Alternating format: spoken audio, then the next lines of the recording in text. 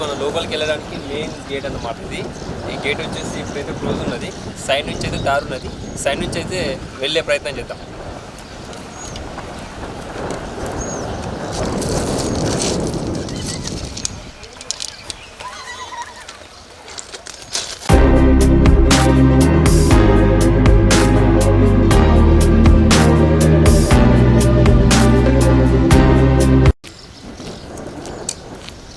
చూస్తున్నారు కదా ఎలా ఉందో. ఈ సైడ్కి మాత్రం గోడ లేదు, ఓన్లీ ప్లేన్గా ఉన్నది. జాగ్రత్తగా రావాలి. ప్రజెంట్ వచ్చేసి ఎండాకాలం కాబట్టి కొంచెం ఇబ్బంది ఉన్నది, ఎందుకంటే ఎండ చాలా ఎక్కువగా ఉన్నది. అలాగే ఫ్రెండ్స్ ఇంకోటి ఏంటంటే వర్షాకాలం వాటర్ వచ్చేసి దాదాపు దీనికి టచ్లో ఉంటుందంట, ఇక్కడ స్థానికులు చెప్పడం జరిగింది. ఇప్పుడు ప్రజెంట్ వచ్చేసి అయితే మనకు కొంచెం వాటర్ అయితే చాలా తక్కువగానే ఉన్నది. చూడొచ్చు ఒకసారి, వాటర్ చాలా తక్కువగా ఉంది. మనం టెంపుల్ లోపలికి అయితే వెళ్దాం.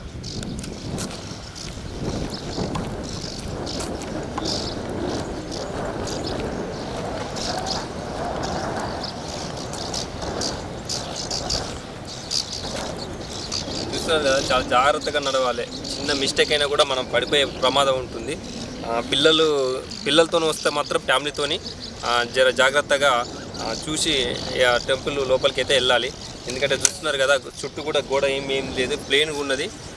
పడిపోయే ప్రమాదం అయితే ఎక్కువ అవకాశాలు ఉన్నాయి.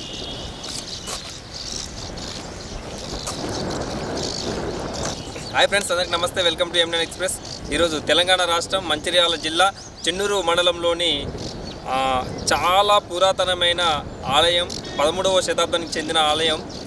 మన బ్యాక్గ్రౌండ్లో కనపడుతుంది కదా, 5 పడగల నాగుంపం మనకు ఆ దేవాలయం అయితే కనపడుతుంది. శివాలయం ఇది. అంబా అగస్తేశ్వర ఆలయం అని పిలుస్తారు ఈ ఆలయాన్ని.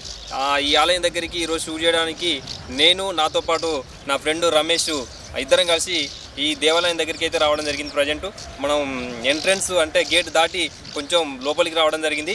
ఇక్కడ నుంచి మిగతాది షూట్ చేస్తాం. సో అక్కడికైతే వెళ్ళిపోదాం. ఫ్రెండ్స్, ఈ ఆలయం యొక్క చరిత్ర, ఈ ఆలయం ఎప్పుడు నిర్మాణం చేశారు, ఎవరు నిర్మాణం చేశారు, అన్నీ కూడా పూర్తి వివరాలు నేను ఈ వీడియోలో మీకు చెప్తాను. ఇప్పుడు మనం చూస్తున్నది ప్రజెంటు బావి. ఈ చెరువు మధ్యలో ఈ బావిని నిర్మాణం అయితే చేయడం జరిగింది. చూడొచ్చు, చాలా పెద్దగా ఉన్నది ఈ బావి. చుట్టూ కూడా ఓడలతోని ఈ బావి అయితే నిర్మాణం అయితే చేయడం జరిగింది. చాలా విశాలంగా ఉన్నది బావి అయితే. నీరు ఎప్పుడు కూడా 24 అవర్స్ ఈ బావిలో అయితే ఉంటుంది. అలాగే మనం ఈ ఆలయానికి వచ్చాక మనం చేతులు కాళ్ళు కడుక్కోవడం మర్చిపోవద్దు.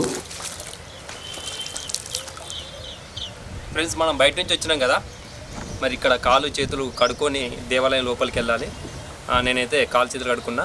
లోపలికి వెళ్ళే ప్రయత్నం చేద్దాం. ఇప్పుడు మా కెమెరామ్యాన్ కాళ్ళు చేతులు కడుక్కోవడానికి మెట్ల ద్వారా నీళ్ళలోకి దిగిండు. ఇప్పుడు చూడొచ్చు, అయిపోయింది. మొత్తానికి అయితే కడుక్కున్నాడు. ఈ ఆలయం చుట్టూ ఉన్న చెరువులో చుట్టూ కూడా తామర పూలతోని ఈ చెరువు అయితే మనకు కనపడుతూ ఉన్నది. ఇప్పుడు మనం చూడొచ్చు ఆలయం యొక్క మరి ఆర్చి ప్రధాన ద్వారం. ఈ ద్వారం గుండానే మనం ఎంట్రీ లోపలికి రావడానికి వీలుగా ఉంటుంది. మనం చూడొచ్చు 5 పడగల పాము ఇప్పుడు మనం చూస్తూ ఉన్నాం. చాలా పెద్దదిగా ఈ నిర్మాణం అయితే చేయడం జరిగింది. అలాగే మన శివలింగం కూడా కనపడుతుంది ఆ కింద. ఈ ఆలయం లోపలికి అయితే ఒకసారి లోపలికి అయితే వెళ్ళి చూద్దాం ఎలా ఉందో. ఈ ఆలయం యొక్క నిర్మాణం ఒకే పిల్లర్ పైన నిర్మాణం అయితే చేయడం జరిగింది. ఇప్పుడు మనం చూడొచ్చు లోపలైతే చాలా పెద్దది ఈ పిల్లర్ మనకు కనపడతా ఉంది. ఈ పిల్లర్ పైన ఈ గోపురం అయితే పైన నిర్మాణం అయితే చేయడం జరిగింది. ప్రజెంట్ వచ్చేసి ఈ ఆలయంలో ఎలాంటి విగ్రహాలు అయితే ప్రతిష్టాపన చేయలేదు. ఒక్కసారి అయితే ఆలయం చుట్టూ బయట భాగం కూడా మనం ఒకసారి తిరిగి చూద్దాం ఎలా ఉందో. చూడొచ్చు, ఎటు చూసినా కూడా పచ్చని చెట్లు, మధ్యలో ఆలయం, అలాగే చుట్టూ కూడా చెరువు మనకు కనపడతా ఉన్నది. ఇక్కడ నది ప్రవహిస్తుంది. ఈ నది గురించి కూడా మీకు చెప్తాను ముందు. ఇప్పుడు మనమైతే ప్రజెంటు ఆలయం చుట్టూ కూడా తిరిగి ప్రధాన ఆలయం ద్వారం దగ్గరికి రావడం జరిగింది. ఇక్కడ స్నానాలు ఆచరించే ఘాట్ అయితే మనం చూడొచ్చు. సిమెంట్తోని ఇక్కడ స్టెప్స్ అయితే నిర్మాణం చేయడం జరిగింది.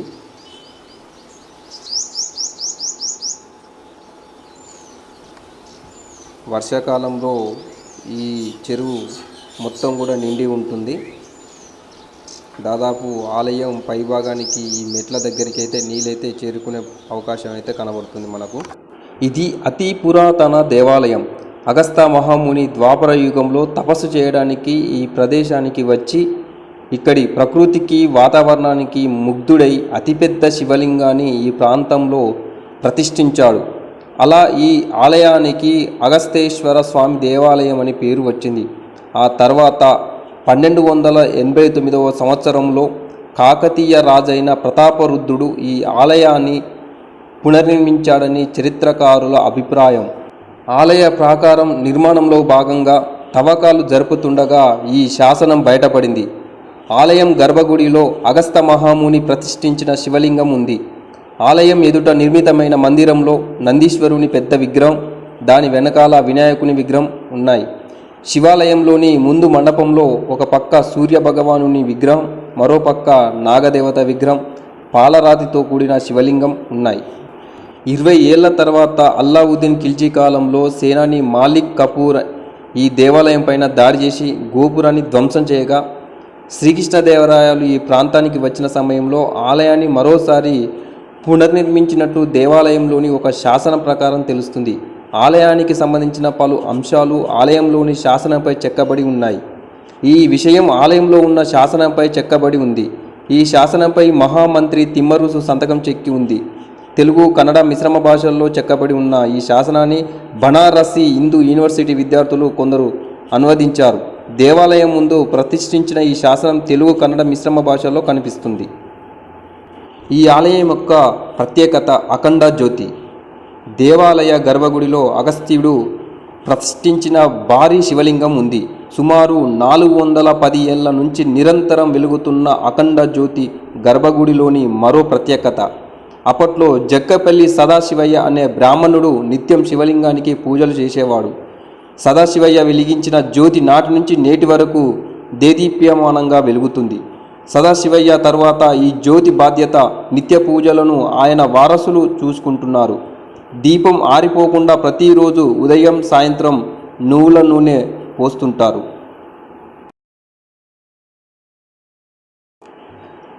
అన్ని నదుల పశ్చిమ దిశ నుంచి తూర్పు దిశకి కాకుండా ఇక్కడి గోదావరి నది చెన్నూరు మండలంలోని పుక్కూరు గ్రామం నుంచి కోటపల్లి మండలంలోని పారుపల్లి గుట్టల వరకు 15 కిలోమీటర్లు గోదావరి నది ఉత్తర దిశగా ప్రవహిస్తుంది. పారుపల్లి గుట్టలపై దిగంబరంగా ఉన్న భైరవుడి విగ్రహ రూపాన్ని చూడలేకే ఇలా ప్రవహించిందనే చరిత్ర ద్వారా తెలుస్తుంది. గోదావరి జన్మస్థలం నుంచి సముద్రంలో కలిసే వరకు మరెక్కడా ఇలా లేదు. అందుకే ఈ ప్రాంతంలో పుణ్యస్నానాలకు, అస్థికలు నిమజ్జనం చేయడానికి భక్తులు తరలి వస్తుంటారు. గోదావరి ప్రత్యేక ప్రవాహం వల్లే ఈ ప్రాంతానికి ఉత్తరవాహిని తీరంగా పిలువబడుతుంది. అలాగే ప్రతి సంవత్సరం ఇక్కడ మహాశివరాత్రి ఉత్సవాలు ఘనంగా నిర్వహించబడుతున్నాయి. ఆ సందర్భంగా అఖండ జ్యోతికి పూజలు, శివపార్వతుల కళ్యాణం, ఊరేగింపు, జాతరలు జరుగుతాయి. కార్తీక మాసంలో వైకుంఠ చతుర్దశి రోజు రాత్రి భక్తులు ఉమ్మెత్త పూలతో శివలింగానికి పూజ చేస్తారు. శ్రావణ మాసంలో నెల రోజుల కఠోర శివదీక్షతో భక్తులు ఈ లింగానికి నిత్యాభిషేకాలు చేస్తారు. పుష్కరాల సమయంలో లక్షలాది మంది భక్తులు ఇక్కడికి వచ్చి పుణ్యస్నానాలు చేస్తారు. మనం చూస్తూ ఉన్నాం, నాగదేవత విగ్రహాలు ఇక్కడ చాలా ఉన్నాయి. చాలా చక్కగా నిర్మాణం అయితే చేయడం జరిగింది ఇక్కడ నాగదేవతని ఇప్పుడు మనం చూడొచ్చు. అలాగే ఇక్కడ జంట నాగులు కూడా ఉన్నాయి. జంట నాగుల ప్రత్యేకత ఏంటంటే సంతానం లేని వారు ఈ జంట నాగులని దర్శనం చేసుకుంటే సంతానం కలుగుతుందని చెప్పేసి భక్తుల యొక్క నమ్మకం. మనం చూడొచ్చు, చాలా చక్కటి జంట నాగుల విగ్రహం అయితే మనం చూస్తూ ఉన్నాం. అలాగే ఈ ఆలయంలో ఉన్న బావి గురించి నేను చెప్తాను. ఈ బావిలో చాలా చెట్ల మూలికలు ఈ బావిలో ఉన్న నీటిలో ఇక్కడ అయ్యగారులు వేయడంతో ఈ నీరు తాగితే మనకు రోగాలు నయమవుతాయని, అలాగే రోగాలు రాకుండా ఉంటాయని చెప్పేసి ఇక్కడ భక్తుల యొక్క నమ్మకం. చెన్నూరు ఉత్తరవాహిని తీరంలో ఉన్న పుణ్యక్షేత్రమైన శ్రీ అంబాగస్తేశ్వర ఆలయం చాలా ప్రసిద్ధి చెందింది. అయితే ఈ ఆలయం వెనుక చాలా చరిత్ర ఉన్నది. పూర్వం అగస్త్య మహాముని ఈ యొక్క ప్రాంతానికి, అంటే దండకారణ్యం అంటే శ్రీరాముల వారు ఇక్కడ తిరిగిన ప్రదేశం, శ్రీరామచంద్రుడు సీతా సమేతంగా. అయితే వారు ఇక్కడికి వచ్చినప్పుడు ఫస్ట్ ఉత్తరవాహినిలో స్థానం ఆచరించారు. తర్వాత వారు పూజ చేసుకోవడానికి ఇక్కడ ఒక దేవాలయం ఉండాలని మనసులో అనుకున్నారు. కానీ ఊళ్ళోకి వచ్చేటి వరకు ఇదంతా అటవీ ప్రాంతం, ఇక్కడ దేవాలయం లేదు.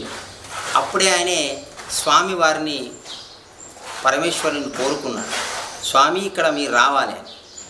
అప్పుడు ఆయన పేరు మీద అంబాగస్తేశ్వర ఆలయంగా ఇక్కడ స్వామివారు రావడం జరిగింది.